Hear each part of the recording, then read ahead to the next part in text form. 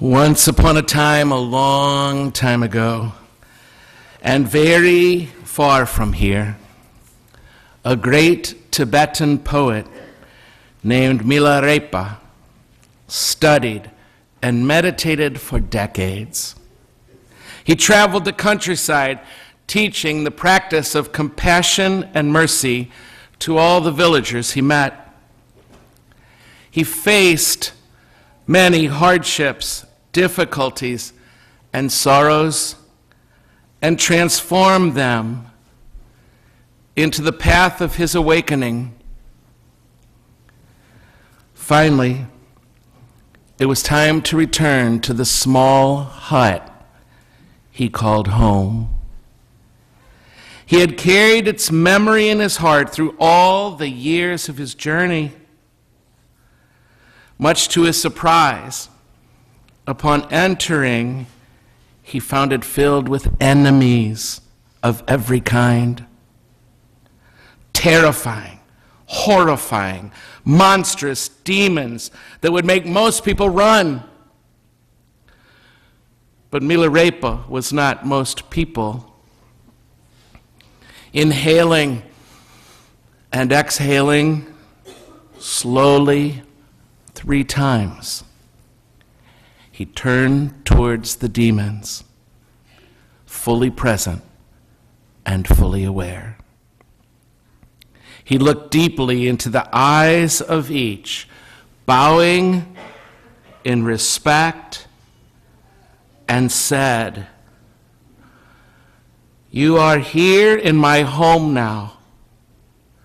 I honor you, and I open myself to what you have to teach me." As soon as he uttered those words, all the enemies, save 5, disappeared. The ones that remained were grisly, raw, huge monsters. Milarepa bowed once more, and he began to sing to them. A sweet melody, resonant with caring for the ways these beasts had suffered, and curiosity about what they needed and how he could help them. As the last notes left his lips, 4 of the demons disappeared into thin air. Now, only one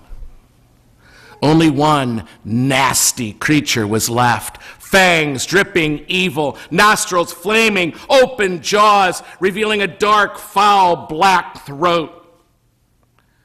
Milarepa stepped closer to this huge demon, breathed deeply into his own belly, and said with quiet compassion,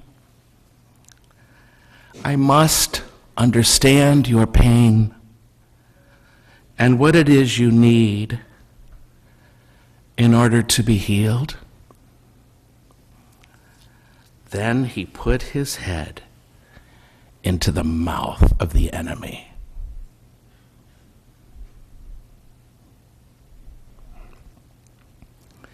In that instant, the demon disappeared, and Milarepa was home at last.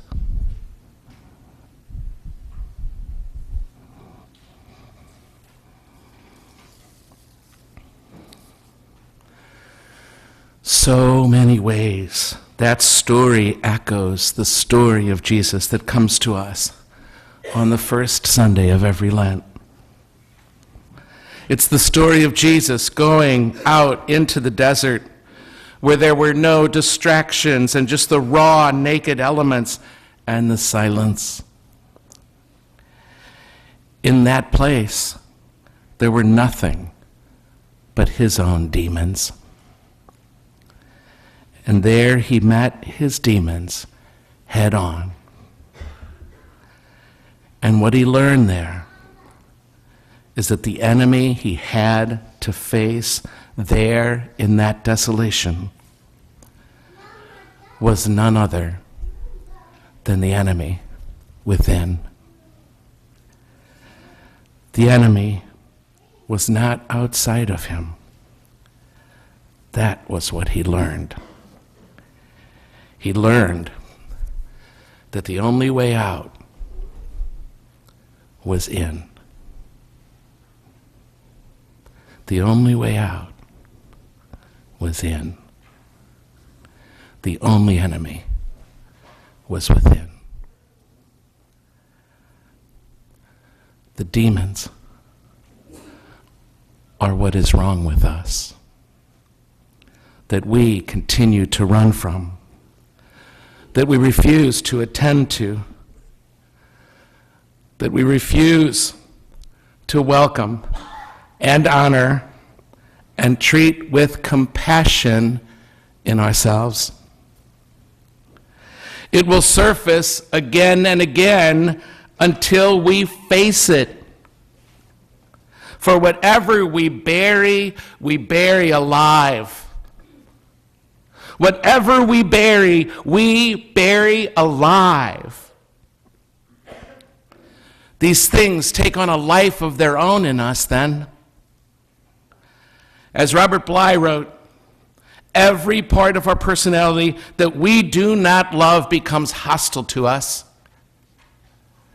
Every part of us we do not love becomes hostile to us.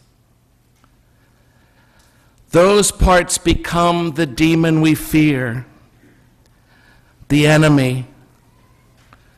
But once we face them, once we bow to them, once we treat them with compassion, we can be transformed by them.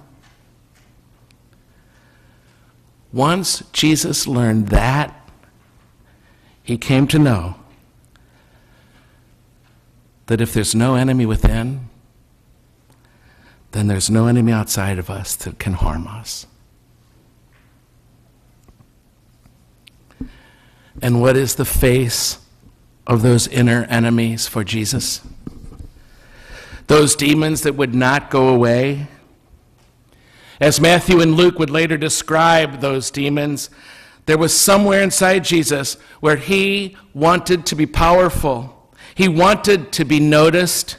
He wanted to be celebrated. He wanted to be acclaimed. Yes, that was in him, just like it's in all of us. He wanted to have it all. He wanted to have money and power.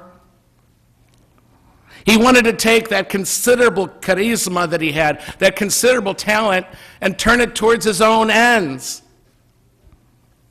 He had to struggle with that in himself. He had to wrestle with that in him.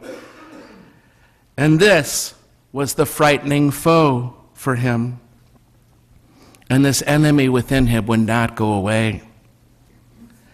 It haunted him. And so immediately after the baptism, after his baptism, immediately, at once, the gospel you heard just said, he went out into the desert. He knew what he had to do. And he knew those beasts inside of him had been feeding off of his fears. It was that desire that he had to face down if he was ever to be free. If he was ever to be free to love and to serve. Only by taking it on. Only by facing it. Only by bowing to it. Only by putting his head into its mouth could he have ever gotten free. And so it is for us.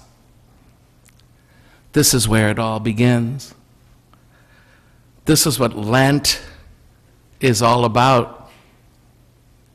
Unless we start here, we will not be able to get there.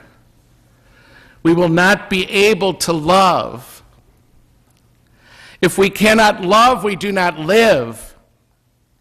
Unless we face those enemies of love that are real and that live in us, as surely as they lived in Jesus of Nazareth, we will not be able to know true love, healthy connection, a love that lasts, the love for which we all, each of us, without exception, hungers and thirsts. Facing those enemies, we will begin to see that our enemy is actually our ally in disguise. Our enemy is really our ally in disguise.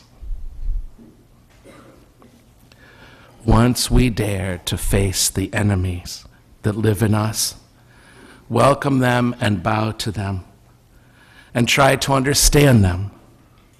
Once we dare to put our heads into their very mouths, then they can disappear. Oh, they'll hang around to come and tempt us again. But the next time, we will not be so afraid. And we will be that much less afraid of other people hurting us, or those things hurting us. My friends, the heroes and leaders of our time will be those women and men who have the courage to plunge into the darkness at the bottom of their own personal lives and face the enemy within. Please, God, give us the courage now, this Lent, to do just that.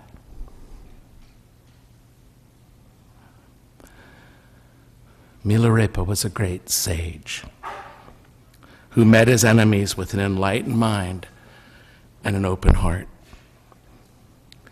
In that instant, the demons disappeared, and Milarepa was home at last. So will we be. Home at last. Home in our own home.